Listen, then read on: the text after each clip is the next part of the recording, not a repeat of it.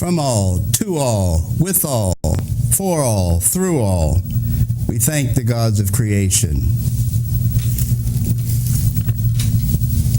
We thank the ancestors. We thank the forces of nature. And we thank the earth. We thank them for their direction, their protection, their guidance, for keeping us, showing us, allowing us to know and enjoy life to its fullest, now and later. Black people who once loved with the slow march of time. Time was ours to hold in the soft, low-born chambers of our hearts. And was we, the Afro mommies and daddies of a sun world, would turn our strands of hair into antennas to tune in the juju madness and syncopated love rhythms of Africa. And we loved with time, and we took the time to love, and with the right time we loved, and we loved time after time. Will we ever love again? Will we ever love again? Will we really ever love again? Or will we just sit and rot away with the brighter tomorrows in the skag field, rat-cluttered halls of our minds? Black people, what y'all gonna do? Black people, what y'all gonna do? Will the real black people please stand up?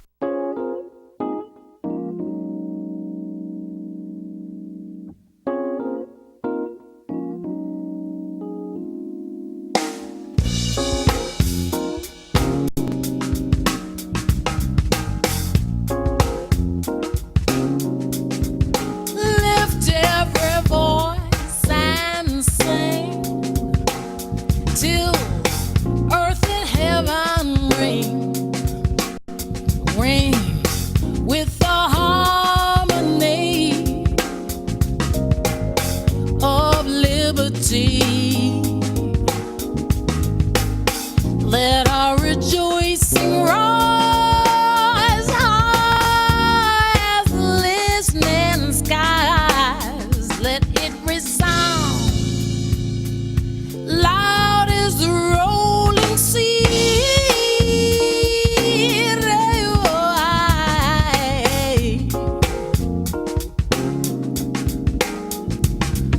Sing a song full of the faith that the dark past has taught us. Sing a song full of the hope that the present has brought us. Facing the rising sun of our new day begun. Let us march on till victory is won.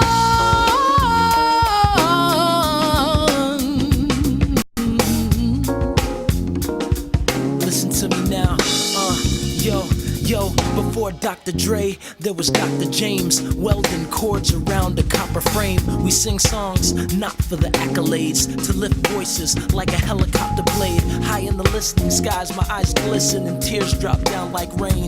Not from the pain, from the joy of how far we came. My brainstorms are designed to celebrate our reign.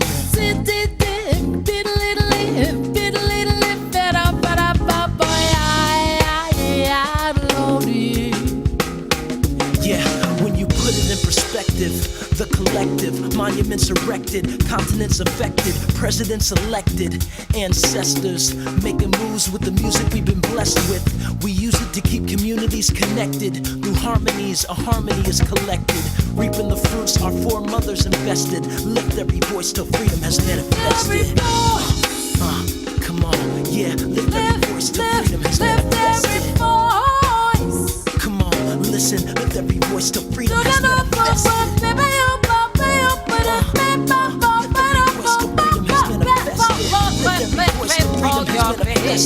Come on. Sing a song, yeah, full of the faith that the dark past has taught us. Come on. Sing a song full of the hope that the present has brought us. Facing the rising sun Facing the rising sun. Come on. of our new day begun. It's a new day. Let us march on Yeah. till victory is Yeah. won. Come on. Till victory is This is won. victory music. Come on, I hope you feel it. Yeah. Come on.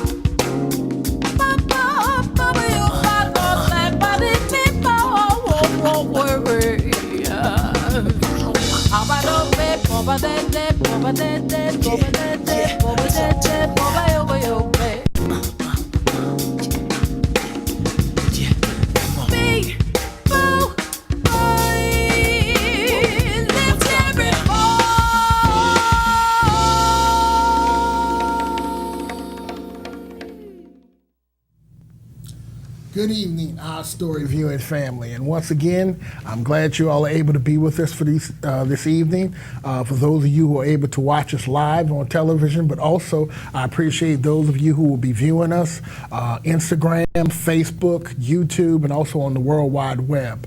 Again, this is Brother Johnny. I'm sitting in for W.C. Johnson, and I'm very pleased tonight to have a guest with us, Miss Taj B. Mahal, the poetess herself. Hi. And before we get started, I want to first just let the audience get a look at this beautiful cover of this book that you have here. The title of it is Overdue, Poetry and Short Stories from My Past and Present. And if you all out there get the opportunity to check this sister out whenever you can. She's going to be performing locally, but also soon she's going to be getting out nationally and internationally. It's just a matter of time before she starts to take the world by storm with what she has to offer as far as her craft and being an artist. But again, thank you for being with us this evening. Thank you for having me. I And appreciate it. if you can just give us some background about, introduce the audience to who you are and how you got into poetry. Well, my name is Taja. I go by Taj sometimes. Taj B. Mahal is my handle name. I got that name because there's already a Taj Mahal, the building, and there's the blues singer, so I was going to be Taj B. Mahal to just keep my own identity. I've been writing poetry since I was about 13, but I never really knew what poetry was. I just knew I wrote a lot. I was very secluded, isolated as a little kid. I didn't really have a lot of high self-esteem, so I just stayed to myself writing in my book until I decided to show my teacher one day.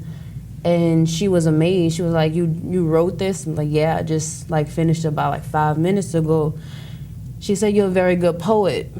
But again, I didn't know what that word was, so I just said thank you and went on my way until maybe 2 years in, about 15, I decided to really discover what this whole poetry thing was. And when I felt that I had enough material to write a collective book of it, because I used to have composition notebooks filled with words, I started to write poetry in the same format, using the same word scheme, but with my own words. And I just kept it like a personal journal to deal with what I was going through. And I never really just talked about it. I just wrote about it. I wasn't really into the whole conversating because I didn't want to be judged. I didn't want anyone to read what I was going through and raise concern. At the time I was real young, so when you write stuff that deep when you small, it's like, should I call somebody? Right. Is she straight? It's kind of deep. So I just kept it to myself until I thought it was bearable to show somebody. Now, you say you kept it to yourself, and was it something that, even though you kept it to yourself, and you may not have shared it with other individuals, was it something that was allowing you, though, to express yourself, if just only for yourself? Yeah, it was. Writing poetry, writing in general in my day-to-day life is not about talking, it's about escaping. Dealing with the things that I go through and locking them away inside hurts. And when I was younger, I used to deal with that in a very negative way. I used to cut myself. I used to pop pills. I used to drink just to kind of numb whatever feeling I was dealing with. But it wasn't helping me. So I had to turn to writing even more. It's like, look, and I'll write to like this invisible person, look, I'm really dealing with a lot. And nobody else knows this, but you know this. So as long as I'm writing to you, I'm okay. And this is nobody, it's just my book, but it was a safe place. So it really allowed me to survive all of the things I survived because that book was there. So your poetry, in a way, created a safe space for yourself. Yeah. A place that I guess you could kind of seek refuge from maybe what, I don't see it. When I read this book, to me, I don't see it as, oh, well, her poetry was a form of escapism. If anything, I can see, when I clearly read this, it's something that's cathartic, that I think anyone who's going through some things should read this just so they can relate to it. Because even though the things you went through may be unique to you, just listening to you and you're talking about, the drugs, the alcohol, the various things that, you run across, things that we all may have participated in at one point in time in our lives, it's a form, at least in my opinion, of us self-medicating ourselves just to be able to get through this day-to-day, Big facts. of stuff that we tend to have to go through. And sometimes you feel like you're going through it alone. And it seems like with you, even when you may have felt alone, what you always had was someone in your poetry that you could at least sort of share what was going on with you, your emotions and your feelings with. Yeah, that's true. But let me ask you this then. In your book, you talk about, as you got to your poetry, there were some things that perhaps helped you to inspire you and perhaps give you some type of focus to be, because to do this, it takes a certain degree of discipline, but also it takes courage to say, okay, I'm going to go ahead and put this out here and put a part of me out there. And what I can see is, you truly are someone, you're an artist, but also to be an artist means you're sharing an aspect of yourself. So just listening to you, as how did you kind of evolve from, I'm not perhaps sharing this with individuals to, now I'm able to share? The life experiences, dealing with everything that I dealt with and realizing that I wasn't alone made me feel like I'm doing an injustice by surviving all of these things and not helping the person that I was just in the same room with get there also. Being in Rivard, being in the psychiatric hospital, being in Raintree, being in Coveted House, and seeing all of these people, we all in here for something. Something happened along the way, and we here right now. So I had to survive those things in order to look and learn from those things. And the courage came from all of the wonderful black women God has put into my life. Social workers, therapists, my mom, people at Raintree, people at Coveted House. I don't know how it occurs, but each person, each woman throughout 13 to 24 has given me either a piece of advice or guided me in the right direction or has put forth effort that I never imagined and helped me realize you're not doing this by yourself. Like even I had a call last night from Miss Perla Stewart from Raintree. You mentioned her in the book as one of your inspirations. That's my heartbeat. I love that woman. I called her and I said, hey, Mom, because I call her Mom, I'm going to be on TV. you're gonna be on TV. Like, yeah, I wrote a book, and I was talking about my experiences and some poetry, and she said, I'm very proud of you, but this is not something that's new to me. I already knew you were gonna do this, which is why I pushed you at 15, which is why I let you catch the bus by yourself. You needed to get out of your comfort zone in order to get to where I saw you. And it made me cry, because it's like, how can she see something I never saw? And this is what a lot of women that has, Taj, what is you calling me for? I already knew. What do you want? And I'm like, how y'all all knew, but I didn't, because it's just something. It's just something that you have that we see. And in order for you to see it, you have to complete these tasks. So now I'm finally seeing what they see. So that's where my motivation came from. And also from my little one, my son August, that's my light. I love that kid. Yeah, you have a picture of August here in the book. Yeah. No. This is a picture. I don't know if a picture right here of little August. Yeah. If we can kind of get a picture there of you and little August. But and August now is, I guess, that's someone who is an inspiration for you.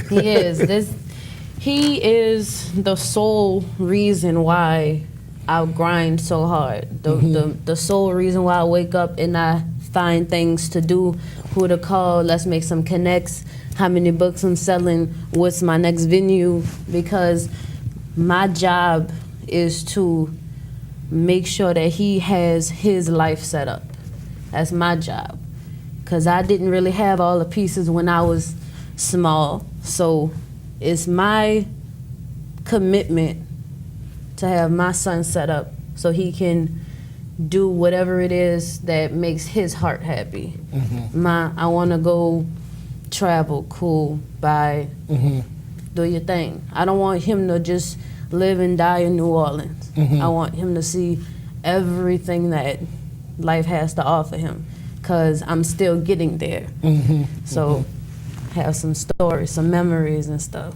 Yeah, because you mentioned in your book, you write about how you had to sort of grow up early. Yeah. You had to mature early. You had to take on a lot of adult responsibility. Yes. Unfortunately, at a very young age. Yeah. And one of the things I get from reading your poetry is that there's a theme there, and that theme is with all that you've been through. We're gonna use another poetry, sister, our late great sister, ancestor Maya Angelou. Oh, I love it seems that still I rise, still you rise. Yeah. There's a theme of survival, but not just survival. You're not just surviving, but it seems like you're surviving, and you're also someone who you're rising as well. And so what I get from your poetry is this theme, and even though we may come from different backgrounds, many of the things in here are something that may be taken from a female perspective. I can still relate to it. And I think it's in your book, each and every individual, there's something here they can relate to it, and they can see almost a story of triumph, a story of success, given all that you've been through, where you at right now. And I know you want to keep moving forward, but I'm going to congratulate you just for getting to where you at. Thank you. You understand what I'm saying? Given all that you've been through, and just reading this book, I passed this book on to the host of the show, WC, and when he read through the book, the first thing he said that this sister has a lot of life experience for her short years and has been through quite a bit. But what individuals take from that is that with all of that, you're someone that you haven't let that sort of get you down or beat you down. And as I listen to your story, what I would like for you to share for the audience is that there are many things that you've been through that perhaps they may have been through, and they may have found themselves alone or in a place where they thought perhaps there was no way out. But again, it was what you were able to find through inspiration, through your poetry, that kind of helped to open up the way for you to sort of find a way to get yourself out of the position and situation. And I know it's still an ongoing effort, but again, what I see though in the book is that you have been able to use this as a weapon and as a tool. And so if you could just share with the audience perhaps how they too can perhaps use, it doesn't have to necessarily be poetry, but how they can perhaps gain the confidence to find some way to be able to express themselves. Well, the first rule to any type of help is to admit you have a problem. I didn't want to admit that because I felt like there was nothing wrong with me. There was something wrong with everybody else because they didn't understand me, but not me, because it wasn't my fault. So that'll be the first piece of advice, is to be okay with saying I am not as okay as I think that I am, or I'm not okay as I'm convincing myself that I am. And from that point, I think that to take something that you like doing by yourself, writing, drawing, singing, anything that helps you cope or run away, your safe place, my safe place is poetry. Do that. Pour all of your love and pain into that project. And that project is gonna be amazing. Because with every piece of art is like a fingerprint. It's never the same. My poetry don't sound like hers or his, it's mine. But you can hear us breathing through it. You can hear the tears, you can hear the memories, you can hear how we felt at that moment. So anyone who's trying to get through anything, admit it first. If you want to get counsel, get counsel. There's nothing wrong with counseling. I don't know why it's such a black stigma that if I admit something, oh, they're going to think I'm crazy. They're going to think I got problems. They're going to judge me, and it's not that. I don't know why it's embedded, but it's there for you to get help. So anyone suffering through anything, I recommend counseling first. But you have to acknowledge it and figure out how we're going to figure it out. Okay. Well, yeah, I appreciate it. And if you could right now, if you could just share with us some poetry or, something that you would like to Sure. give us an opportunity, if you could. Yeah. Okay, got it. I think I got this verbatim. I really don't think I need to read this out the book.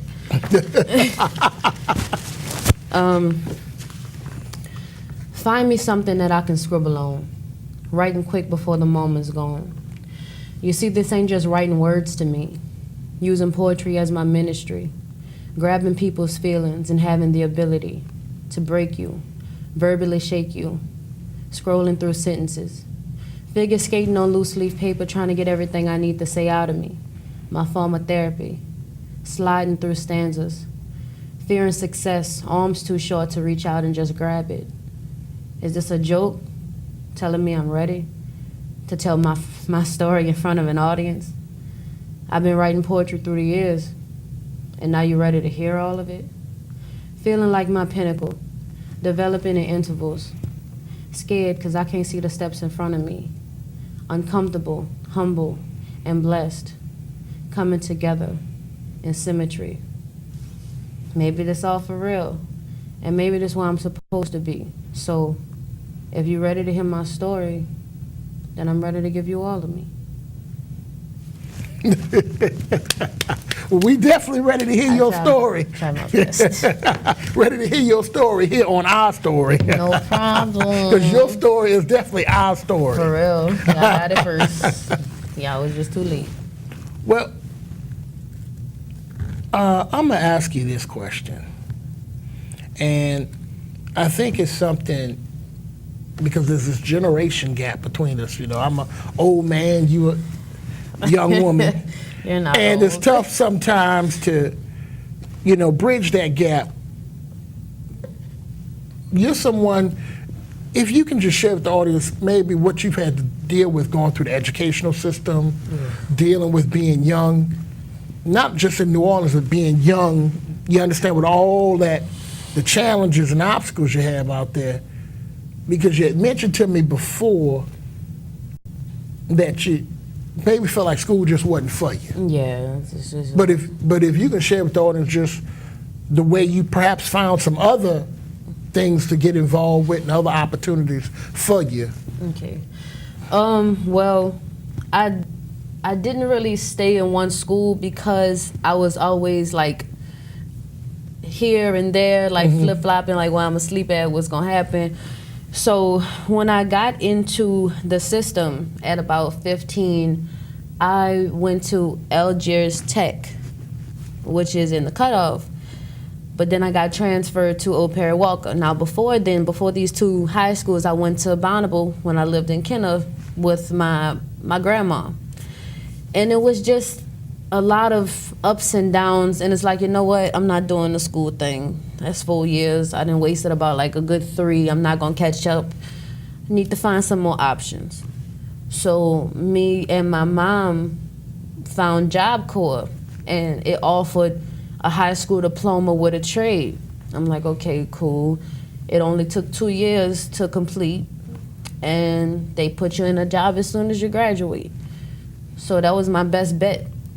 And when I completed the program, I had me a job at Windsor Court Hotel downtown, making $12.50. I was like 18 years old. And what did you finish in? What was I have a culinary degree in culinary arts. Okay. So and they do training while you're in school. So while I'm working toward my high school diploma, I'm also at the downtown 5-star hotels training under the chefs. Okay. And that's for anyone, carpentry, electrical, CNA. It's really good. Yeah, I'm glad you mentioned that because I run across a lot of younger individuals who are struggling going through the high school system now, especially with some of the changes that have been made with the schools. And some of them just think they say, hey, the curriculum, this is not working. This is not working for me.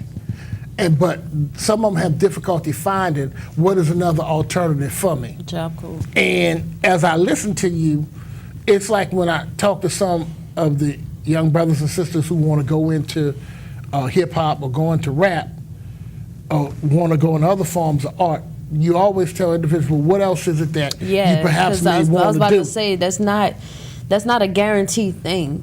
Like, I hear so many of my age, oh, I'm going to be a rapper, oh, I'm in the studio, okay, great. But what else are you doing? Because unless you get signed, you don't have no money. You're putting money in studio time.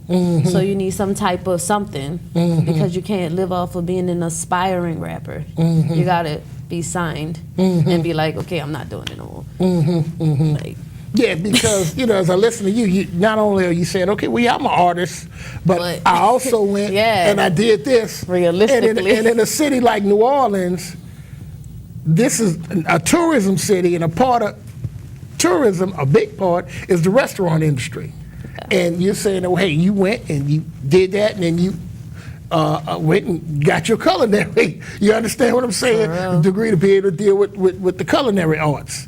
So that again is just another example of, I think, what makes you a well-rounded, dynamic individual that I find interesting. And I think your story is one that a lot of young individuals, especially growing up here in New Orleans, in this environment, need to read and need to get an opportunity to be able to speak with you and listen to you. Love that. So that they could perhaps get some inspiration from you, or at least feel that, okay, this is someone that has gone through the same thing that I'm going through. I had an experience like that where I got to share my story. This man named John, he was an old case manager of the Coveted House. Yes, the Coveted House. And he writes a lot of poetry. He has books out. He's well established. But I never knew that because, again, I was still in that stage where I'm not sure of myself. So I don't know if I need to come at him. I don't have my material ready. I don't want to blow my first chance. But he knew I wrote. So I'm like, John, I really feel like I want to write a book. How do I do that? He's like, well, you do this, this, and that. I said, okay, but I don't have the material yet. He's like, okay, well, make you a couple of blog sites, write all your feelings on a blog, see what kind of traction you get, learn how to talk publicly, and we'll see what we could do. 2-3 years later, I hit him up again. I think I'm ready, John. Okay, well, send me some stuff. I sent him about 2 poems. He read it and he was like, all right then. Well, okay. It seems like you're ready to do this. But I need you to do this challenge for me. I'm like, challenge? This is not a game, John. I don't write poetry just like that. I need you to do 23 poems by January the 7th, I think. I think it was the 7th. And at this time it was like Christmas. I said, I've never written 23 consecutive poems ever. Nah, I think you could do it though. I think you could do it. I think you could write 23. I'm like, I guess. I guess. So I sat down. I usually write in my closet because it's a vibe. It's hard to explain. I sat down and I prayed first. I said, God, I done told this band I'm ready, but I don't know about 23 poems. I don't. That's a lot. That's like 23. That's like 23 poems. But we gonna do this. We gonna do it. And it took 5 days. 5. I said, I'm not doing it no more. Like John. So wait, hold up. You had to write 23 poems. Yes. But it took 5 days. It took 5 days. 2 plus 3 is 5. Right. So there was something else. Looked like there was something else working with you there. The Lord and the Spirit and coffee. I said, well, we're gonna do it because if I don't do it now, it's never gonna get accomplished. I woke him up. I told him I was ready. He gave me a challenge. If I don't conquer this challenge, what did I even bother him for? Why did I hit him up after 3-4 years if I wasn't gonna do whatever it is his challenge was? So I'm like, okay, it is what it is. Let's just do it. So I just put the pressure on myself. I sat there and again, all of the memories, all of the pain, all of the depth, just cut open old stitches basically, and just like, here it is, John. He was like, yeah, we about to do this. I said, okay. And then he helped me with the paperwork and all of the logistics. He built my Create Space account, told me to do my creative thing with the photo shoot and the cover, and we got a book. And it was just the weirdest feeling in the whole world. Like I don't personally own a copy of my own book, because it's just like, Well, you own a copy inside you. Right. That's your copy. I have the original copy. But the feedback that I've been getting from this book has been almost verbatim what you were saying. Like, wow, Taja, this some, you really, like, this is the stuff that I go through that I don't talk about. Or I wish that I could write my feelings in a way that you wrote yours, because I feel the same way, but I don't know how to format it how you do. And John gave me the opportunity just a couple of months ago to talk about my book in front of his class, and they loved it. It was like the best feeling ever, because they're like 16, 17, and 18, and that's the age range I'm trying to write it for, because that's the adolescent. I don't really know where I'm going, but I'm trying to get there stage. And they were like, this is really good. I really appreciate you coming out, just giving me nothing but love and good vibes. And that's what I do it for. This is not a monetary gain. This is a fulfill my prophecy, doing what I'm supposed to do while I'm on this earth. However many people I can touch, I'm a touch using those words. Yeah, when I read your work, and I'm someone, when it came to a higher level of poetry, I would say besides the sort of elementary poetry you may get going through school, perhaps my introduction may have been people during the Harlem Renaissance, and then later on, again, like we mentioned, Maya Angelou and Nikki Giovanni. But your poetry, to me, I guess it speaks more to your age and you being a millennial. At first, it took me back. I kind of was taken aback. I had to kind of get used to your style because your style is sort of it just flows in a way. But as it reminds me. There's a young sister who's a rapper named No Name. And your style is just a style that just sort of, like when you grow up in a standard, they would tell you certain things as run-on sentences. It just runs and runs. But I realize that's your style. What you trying to say? No, you understand what I'm saying? But then I say, oh, that's the style. And the way it develops its own unique rhythm. Yeah. You understand what I'm saying? So as you read it, you pick up, oh, that's the rhythm of it. You understand what I'm saying? I know. It's a rhythm. It's almost, I don't want to call it unorthodox, but it doesn't have that same flow that one would be used to. You understand? So when you read it, I said, okay, this is unique. This is different here. And the rhythm till itself, it almost becomes sort of like rap. Right. It has almost like it's almost aligned with the times, and it has a certain beat to it. It's not the standard poetry. It's a don't reveal all my secrets on this show. But I say, okay. Don't give out all my sauce. I'm like, is this trap poetry? You understand what I'm saying? Yeah, but that's what it is. It's that soul trap vibe poetry. Because when the way I write is the way I write in my phone. I text a lot, and all millennials do. I don't like picking up the phone. Don't call me. But I'll text you. But my shorthand is the way I write my poetry, because who wants to write all that? I'm not about to write all that. So I'm gonna break it down in a way that I would read it if someone was sending me a text message. I'm writing it as if I was sending you a text message. So you could read it without so many words, getting to the point. And the wordplay I use is very unorthodox because it doesn't rhyme until maybe like two words, and that's it. Like nothing else rhymes but those two sentences.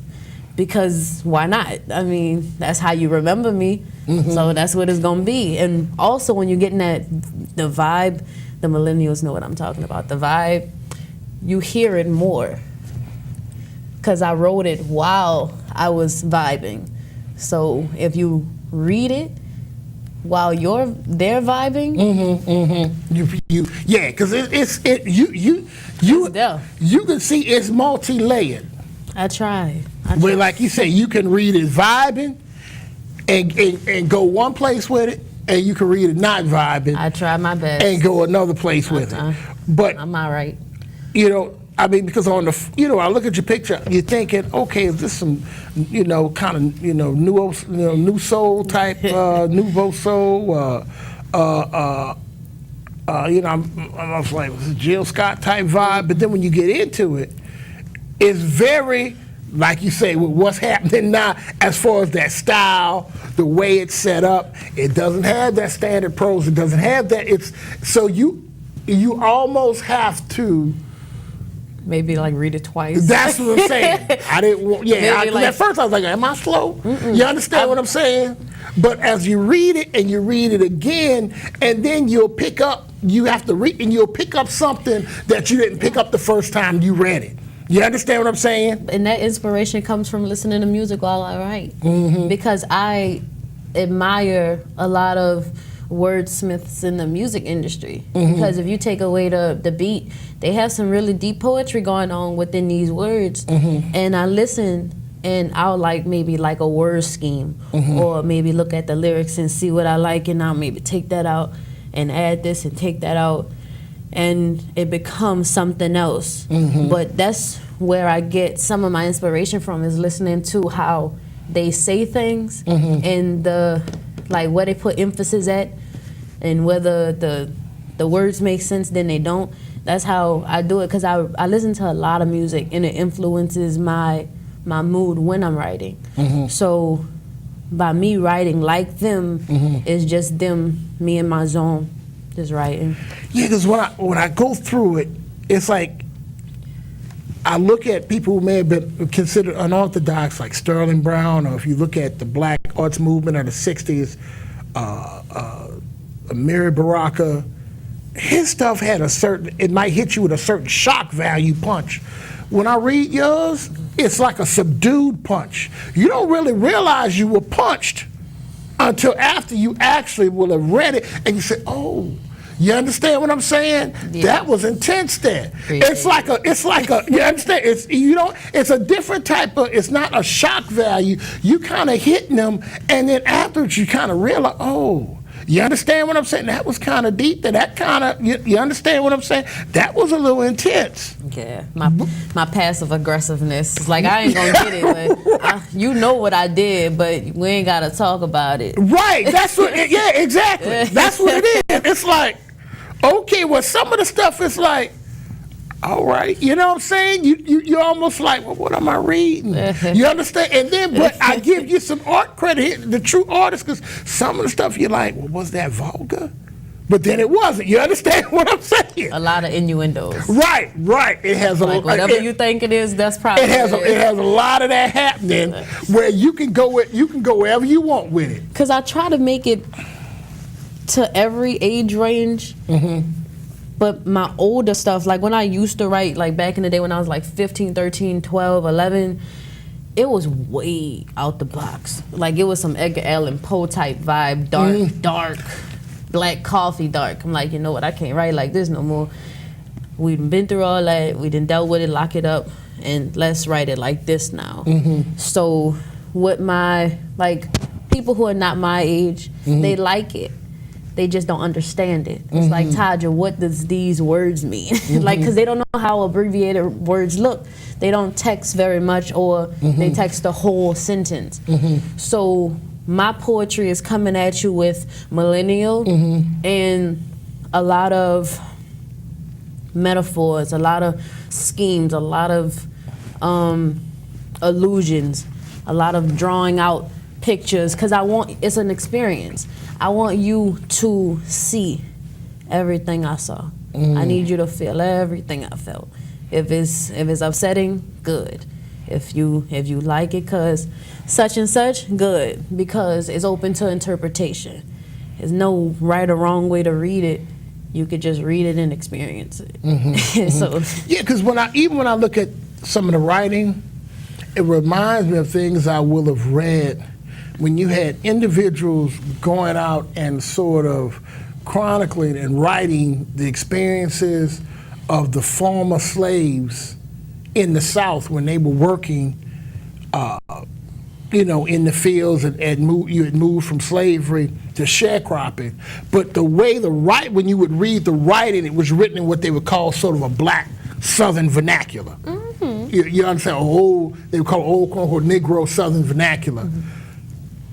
And if we look at something that we had maybe a decade or so with the term Ebonics, when I read it, that's what I liked about it, though. Ebonics. Because so much poetry I may encounter now, even if you go and pull up online the lyrics to a lot of these rap songs, they're written, though, in a very standard form, almost as if they're trying to imply, now, you'll say, okay, well, this is written in standard English. Right. But if you listen to the song, it sounds like anything but that. And what I like about yours is that you can read it, and then the phonics comes in where you're like, okay, I can actually read this and pronounce and get. It's like what you're doing is you're giving me a chance to sort of put it in, you're giving me, it's almost like you're giving us how can I put this, another texture to work with and be able to feel. I try. You understand what I'm saying? I do my best. You're picking up so that it's actually coming alive. You understand what I'm saying? Because when I say, okay, that's very interesting, the way that it's written. And then another thing I found interesting, you almost, when I said you were courageous earlier, you don't mind breaking the rules. No. You I'm know, very good because at you it. don't, certain things that they may have beaten into you don't go with that. You go against the grain. No, With, I you know, there's no breaks. Right. You understand what I'm saying? None of that. You know, the standard way of setting things up or the standard way of closing something, you don't do Doing that. either. Nope. You If I understand wanna what I'm stop in the saying? middle of a stanza and say And done, it just it's done. continues. But when I look, I say, okay, I understand what you're doing here, and what you set out to accomplish.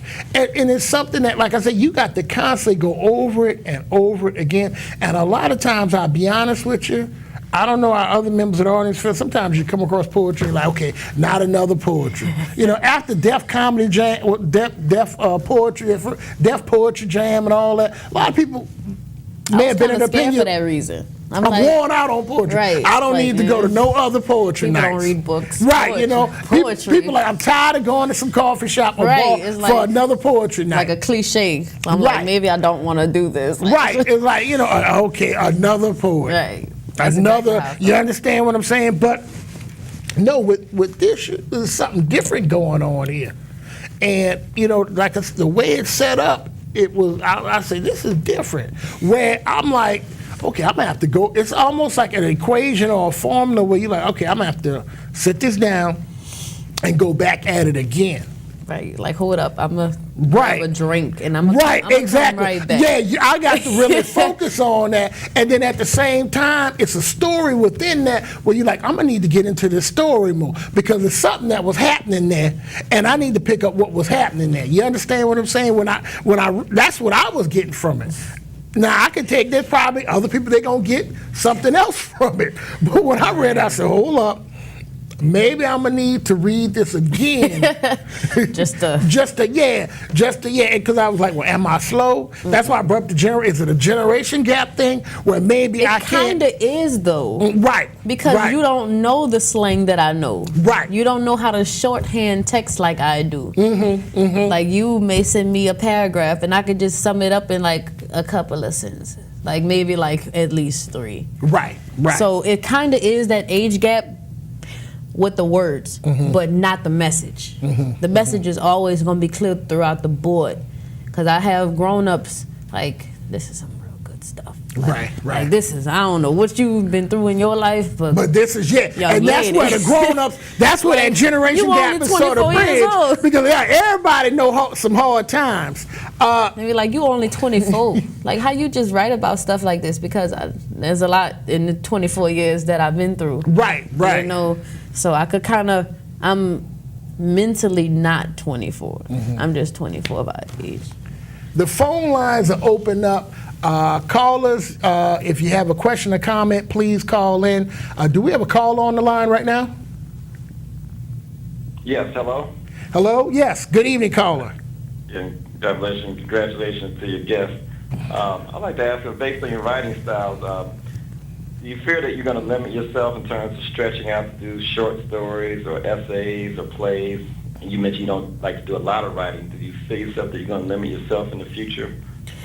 No. Actually, I'm trying to be more uncomfortable because that's what's going to expand my knowledge in short stories and plays, because there's a second book in the works, but it's going to be totally different from the first one. The ebonics, the word schemes, the way you hear it.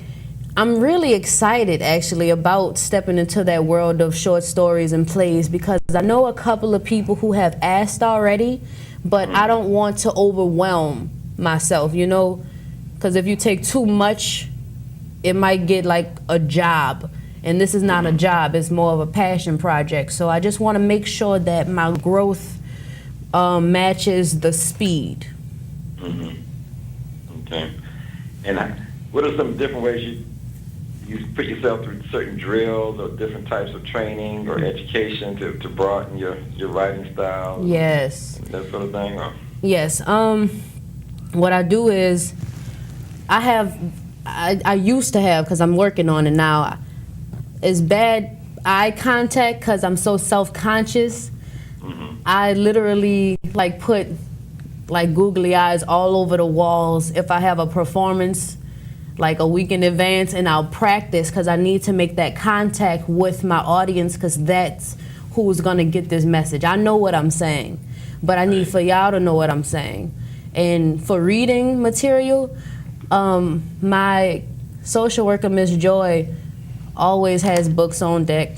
So she always giving me poetry books, a lot of reading material, and from those references, I take pieces of sentences and I kind of analyze them and see how they would work with my voice. Right. So, like, whether it's a Edgar Allan Poe or a Jaquavius, it's going to be sculpted into how I say it. Mm-hmm.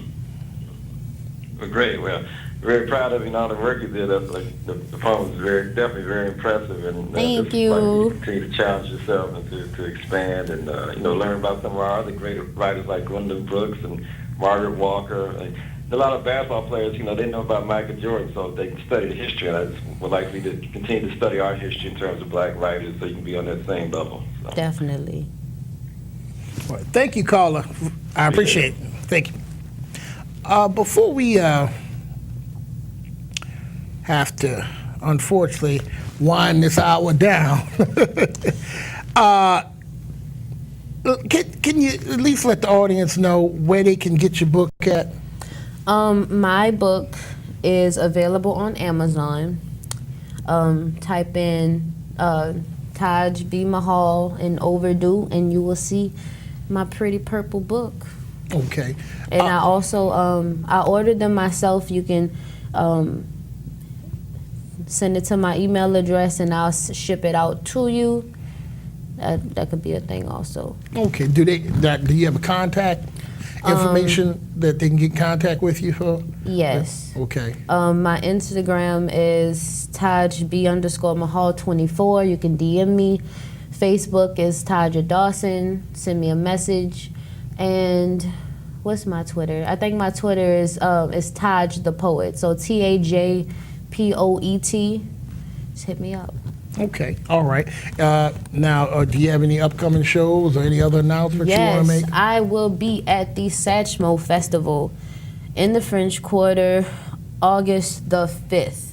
I will have a little booth alongside of all of the festivities, and I will be selling books. I'll be doing a little open mic type situation, positive vibes. Come check me out. I'll have a little sign, cash, debit, credit. I have Square Pay, so whatever. Hope to see y'all. Well, it's been, once again, the book is Taj Mahal, Overdue, and poetry and short stories from my past and present. Please get the book. Please get the book. It's really good. Again, we were very glad to have you here this evening. It was great being here. And hopefully we can get you back. Oh, yes. Okay? All right. I know where I started from. I'm coming here first. Look, they called first. So what you want me to do? So, well, once again, thank you once again for sharing this hour with us. And again, you can catch us on YouTube, Vimeo, Facebook, Instagram, and once again, just check us out at Our Story and also on the W.C. Johnson. Good night.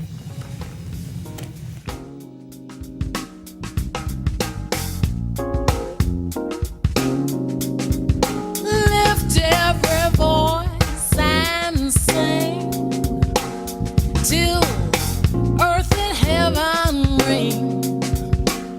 ring with the harmony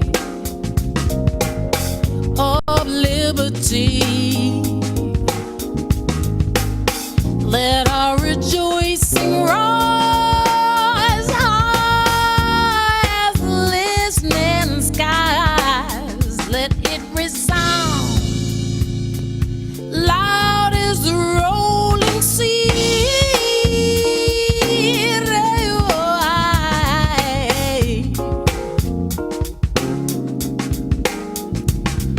Sing a song full of the faith that the dark past has taught us. Sing a song full of the hope that the present has brought us. Facing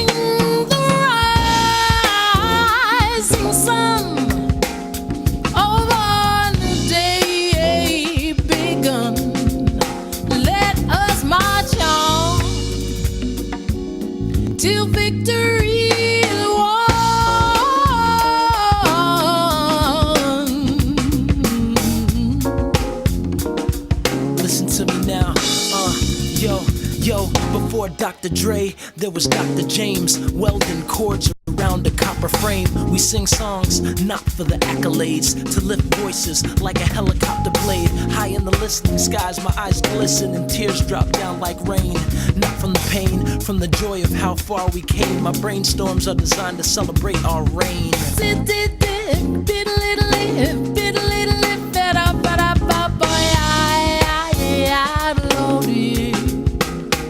Yeah, when you put it in perspective, the collective, monuments erected, continents affected, presidents elected, ancestors making moves with the music we've been blessed with. We use it to keep communities connected. Through harmonies, a harmony is collected. Reaping the fruits our foremothers invested. Lift every voice till freedom has manifested. Come on, yeah, lift every voice till freedom has manifested. Come on, listen, lift every voice till freedom has manifested.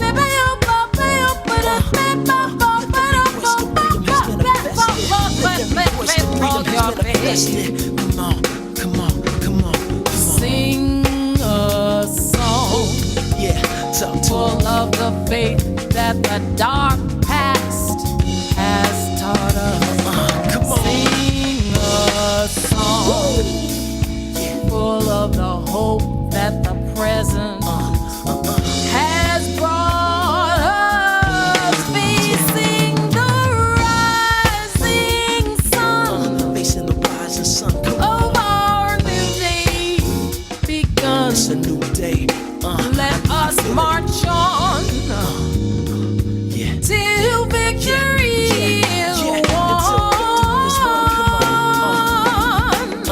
Till victory is This is won. victory music. Come on, I hope you feel it.